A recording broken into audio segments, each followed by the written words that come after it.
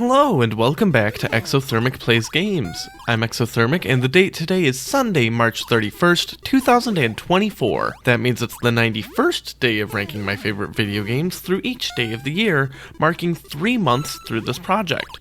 I'm 25% of the way there. Coming in at number 276 is Mario Bros.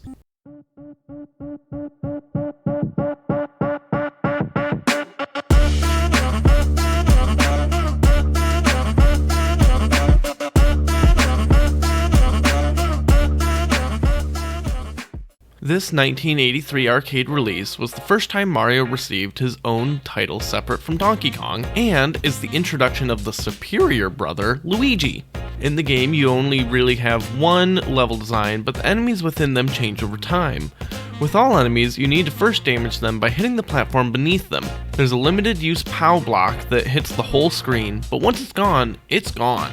Once they're damaged enough to be knocked over, you just have to run up to them in any way to defeat them and score their points. The first level is just Koopas, which take one hit to flip over, but over time you'll face enemies with different movement patterns or that take multiple hits to knock over.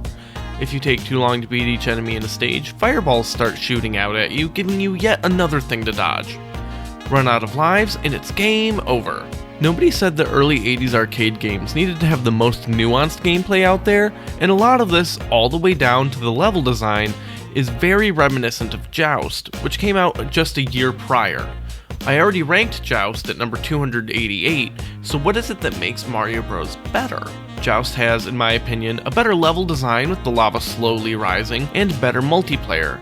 I'd say they're both pretty even in controls and character feel, both suffering just a little bit too much retained momentum for my liking. But where Mario Bros. Comes out on top is where it matters most, the actual strategy of combat. In Joust, everything you fight is basically the same strategy, and there's no real enemy variety. The strategic use of the POW block, combined with improved enemy variety and differences in approach to each of them, really elevated Mario Bros. Above its competition. Join me tomorrow as I talk about the 275th game on my list, where I play one of the most underrated games of all time.